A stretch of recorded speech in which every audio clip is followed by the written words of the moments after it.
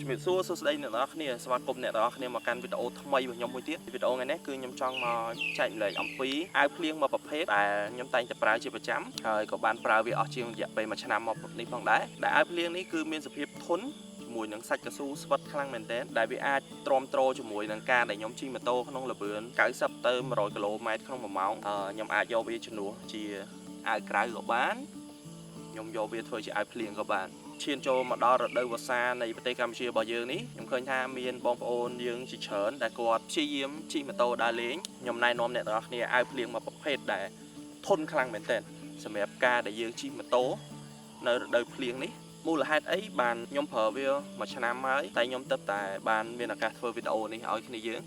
ក៏ព្រោះតែរដូវវស្សានៃប្រទេសកម្ពុជារបស់យើងបានឈានចូលមកដល់រដូវកាលពណ៌បៃតងដ៏ស្រស់បំព្រងក៏បានបញ្ចេញសម្រស់មកផងដែរសម្រាប់អ្នកដែលគាត់ជិះម៉ូតូគឺគាត់ត្រូវការខ្លាំងមែនទែនគឺសំខាន់ខ្លាំងមែនទែននោះគឺអាវភ្លៀងតែភ្លៀងខ្លាំងយើងអត់បានពាក់អាវភ្លៀងត្រឹមត្រូវវាធ្វើឲ្យយើងឈឺ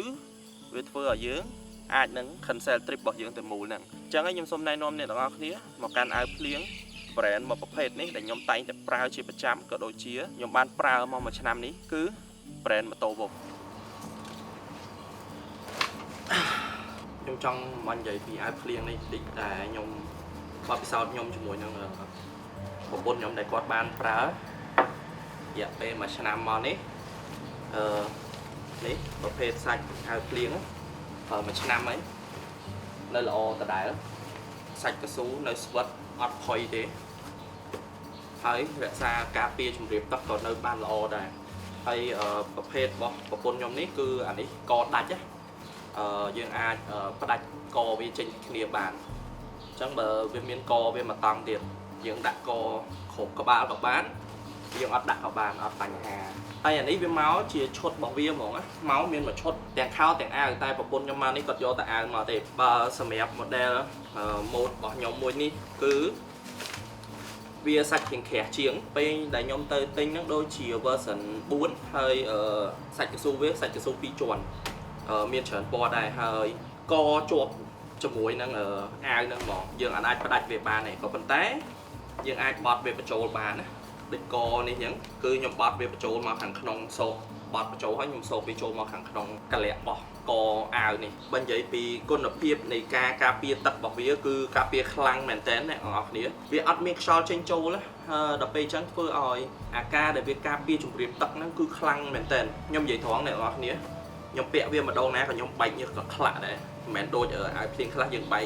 យើងពាក់ហើយនៅមានខ្យល់ចេញចូលខ្លះតែមួយឈុតរបស់ Moto Wolf ដែលខ្ញុំពាក់មួយឆ្នាំមកនេះហើយខ្ញុំជិះម៉ូតូគ្រប់កន្លែងមកនេះគឺតាំងខ្លាំងមែនតើហើយរហូតមកដល់ឥឡូវគឺសាច់កស៊ូអីគឺនៅតែអែមនៅតែស្វិតនៅតែធន់ជាមួយនឹងការការពារជំរាបទឹកខ្លាំងមែនតើអ្នកទាំងអស់គ្នាដែលជិះម៉ូតូខែភ្លៀងនេះខ្ញុំគិតថាគួរតែមានម្នាក់មួយទៅតម្លៃវាគួរសមដែរពេលដែលខ្ញុំទិញខ្ញុំភ្លេចបាត់ហ្នឹងដូចជាមួយឈុតហ្នឹងមួយឈុតទាំងបោះពុនខ្ញុំដូចជា50រៀល60រៀលខ្ញុំភ្លេចបាត់ហ្នឹងព្រោះទិញមួយឆ្នាំដែរតែឥឡូវអាចនឹងមាន model ក្រោយៗចេញមកបន្ថែមទៀតអាហ្នឹងអ្នកនរគ្នាអាចទៅ check នៅ Moto Wolf Cambodia បានមិនបាច់ថាយើងចេញដើរលេងទេនៅក្នុងក្រុងយើងជិះធ្វើការអីក៏យើងគួរតែមានទៅព្រោះពេលដែលយើងត្រូវទឹកភ្លៀងយើងសើមយើងឈឺវាខាត់ការងារខាត់ពេលវេលាខាត់លុយរបស់យើងទាំងអស់យ៉ាអញ្ចឹងអាចទិញមួយទៅបើថាអូខេនៅក្នុងក្រុងប្រើធម្មតាក៏បានដែរក៏ប៉ុន្តែយើងសុខចិត្តចំណាយលុយច្រើនទិញមួយប្រើបានរាប់ឆ្នាំគ្រាន់បើជាងអាទិញមួយប្រើបានតែម្ដងមួយប្រើបានតែម្ដងអូខេអញ្ចឹងពីខ្ញុំទៅខ្ញុំមានចែកម្លែកឲ្យតែប៉ុណ្្នឹងឯងហើយបើមានចម្ងល់អីផ្សេងទៀតអ្នកទាំងអស់គ្នាអាច comment សួរខ្ញុំនៅខាងក្រោមបានអញ្ចឹងជំរាបលាហើយយើងនឹងជួបគ្នានៅវីដេអូក្រោយៗទៀត